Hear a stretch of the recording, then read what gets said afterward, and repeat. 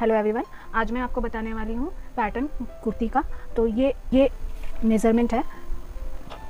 Full length हमारा 34 inch है, round chest है 36 इंच, इसमें मैंने ऐड किया है 4 इंच का ईज़, और राउंड वेस्ट हमारा 30 है plus 4 inch ease, across shoulder 15 है, फ्लैट हेम 24 इंच, स्लीव लेंथ कितना होगा हमारा वो है, और स्लीव हेम कितना होगा वो है, यानी लेंथ हमारा 7 इंच है और हेम 11 इंच है।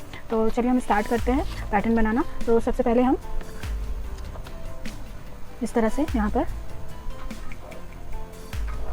90 डिग्री पे हम यहाँ पर लाइन खींचेंगे, और हमारा जो फुल लेंथ होगा, हमारा फुल लेंथ है 34 इंच, तो मैं यहाँ पर 34 पर मार्क कर लेती हूँ। तो ये हमारा हो गया 0 to 1 हमारा फुल लेंथ हो गया। नेक का जो चौड़ाई है वो निकालेंगे, तो उसके लिए हम क्या करेंगे, हम जो हमारा चेस्ट है, राउंड चेस्ट है, उसमें हम क्या करेंगे, उसमें हमारा राउंड चेस्ट 36 इंच है, उसमें हमने 4 इंच ऐड किया है ईज़ का, तो हम विदाउट ईज़ हम उसको डिवाइड करेंगे। 36 को हम 8 से डिवाइड करेंगे और उसमें हम माइनस करेंगे 1 इंच, तो हमारा जो आएगा, जितना आएगा वो हमारा हो जाएगा नेक का चौड़ाई। तो 1 हमने यहाँ पे किया था। अब मैं मार्किंग हर एक पॉइंट पर एक नंबर दे रही हूँ, जिससे आपको इजी हो जाएगा बनाना पैटर्न। अब हम नेक का डेप्थ निकालेंगे। जो हमारा चेस्ट है विथ ईज के साथ, यानी हमारा 36 plus 4 inch is equal to 40 inch. 40 inch को हम डिवाइड करेंगे 8 से, तो हमारा जो आएगा वो होगा हमारा नेक का डेप्थ। अब हम इसको फ्रेंच कर्व के हेल्प से इसको शेप दे देंगे। इस तरह से हमारा नेक का शेप हो जाएगा।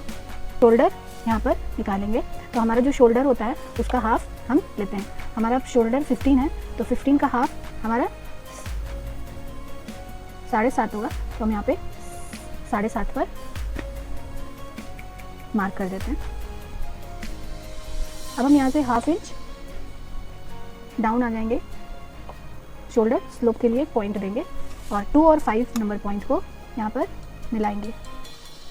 इस तरह से हमारा शोल्डर स्लोप बनेगा। हम चेस्ट लाइन निकालने के लिए क्या करेंगे, यहाँ पर हमारा जो राउंड चेस्ट है विदाउट ईज, यानी 36 इंच को डिवाइडेड बाई 4 करेंगे और उसमें से हम 1 माइनस करेंगे, तो जो आएगा वो हमारा चेस्ट लाइन पर मार्किंग हो जाएगा। और यहाँ से हम स्क्वायर आउट करेंगे, मतलब एक लाइन इस साइड में खींचेंगे। हमें एक पॉइंट मिला 6 से इस साइड में हम एक लाइन खींचेंगे, और फिर यहाँ 5 से भी हम एक लाइन नीचे की तरफ खींचेंगे जो 6 पे मिलेगा। यहाँ पर हमने एक लाइन खींच दिया जो इस लाइन से आके मिलेगा। अब यहाँ पे हम क्या करेंगे, 6 से 7 इंच नीचे आएंगे, ये हमारा 7 इंच नीचे आएंगे, ये हमारा नंबर 7 नंबर पॉइंट बनेगा, जो कि हमारा होगा वेस्ट लाइन।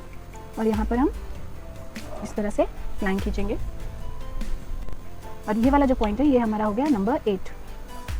यहाँ पर नंबर 7 और यहाँ पर 8। 5 से जो हमने नीचे लाइन खींचा था वो पॉइंट बना 8। अब हम आर्म होल के लिए क्या करेंगे, जो हमारा चेस्ट है विथ ईज, यानी हमारा 36 हमारा विदाउट ईज है और ईज के साथ 40 है, तो 40 को हम डिवाइडेड बाई 4 करेंगे, पॉइंट बनेगा नंबर 9। अब हम 5 और 8 का मिडिल पॉइंट निकालेंगे, ये होगा हमारा नंबर 10। अब नंबर 10 से अंदर की तरफ हम हाफ इंच जाएंगे, और ये होगा हमारा नंबर 11। अब 9, 11 और 5 को हम शेप देंगे, आर्म होल का शेप देंगे हम यहाँ पर। मैं छोटा सैंपल बना रही हूँ इसलिए मेरा हाथ से हो जा रहा है। अब कि अगर प्रैक्टिस होगी तो आप बड़े पैटर्न में भी आप बना पाओगे, अदरवाइज आप फ्रेंच कर्व स्केल का यूज़ कर सकते हो। यहाँ पर 1 से 12, 11 नंबर पॉइंट हो गया हमारा। 1 से 12 हम निकालेंगे, तो हमारा जो फ्लैट हेम होगा, यानी नीचे हमें जितना चौड़ा चाहिए उसका, तो यहाँ पर मैंने 24 इंच का फ्लैट हेम लिया है, तो उसका आधा हम यहाँ पर लेंगे, यानी हमारा 12 आता है हाफ 24 का। तो यहाँ पर हम पॉइंट देंगे जो कि नंबर 12 हो जाएगा, और 9 और 12 को इस तरह से मिला लेंगे। यहाँ पर एक पॉइंट हमारा बन रहा है, मतलब यहाँ पर मिल रहा है एक, तो वो हो जाएगा हमारा 30 नंबर पॉइंट।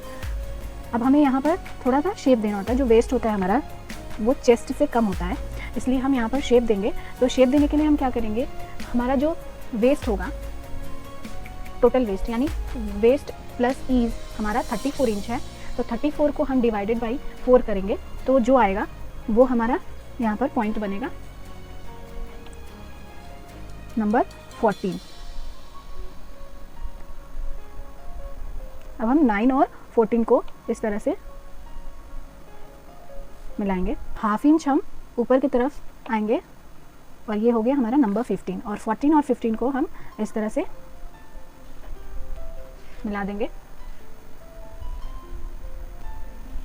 अब 1 और 12 का जो मिडिल पॉइंट होगा वो हम निकालेंगे, ये होगा नंबर 16, और यहाँ इस पॉइंट को और इस पॉइंट को हम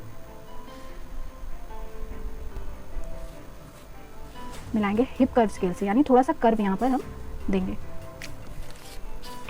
इस तरह से यहाँ पर कर्व देंगे। अब हमने जो यहाँ पर 9 और 14 और 15 को हमने मिलाया था, तो यहाँ पर एक कॉर्नर सा बन जा रहा है, तो इसको हम क्या करेंगे, स्केल की हेल्प से या आप हाथ से भी इस तरह से यहाँ पर कर्व का निशान, ताकि यहाँ पे कॉर्नर ना बने, इसलिए हम यहाँ पर शेप देंगे कर्व का।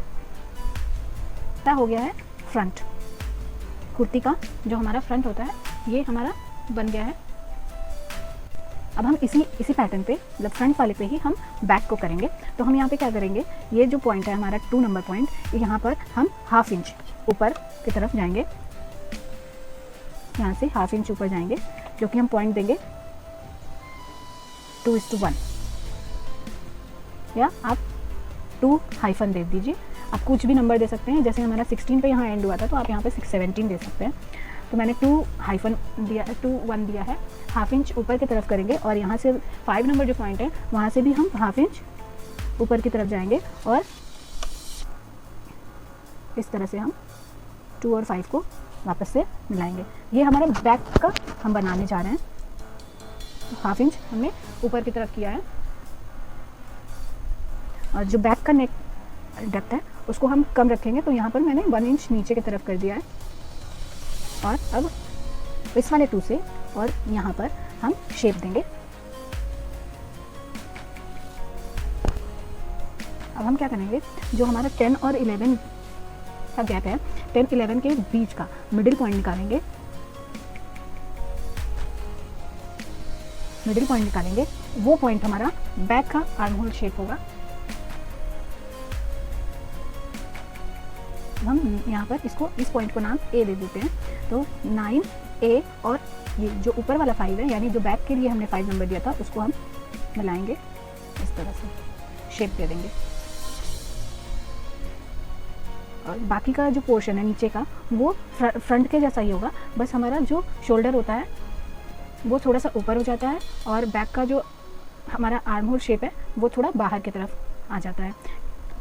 बाकी का पोर्शन हमारा सेम होता है। तो हमने ये फ्रंट किया था, उसमें ही हमने बैक भी आपको दिखा दिया। तो फ्रंट और बैक का कुर्ती, यहाँ पर कुर्ती पैटर्न रेडी हो गया है।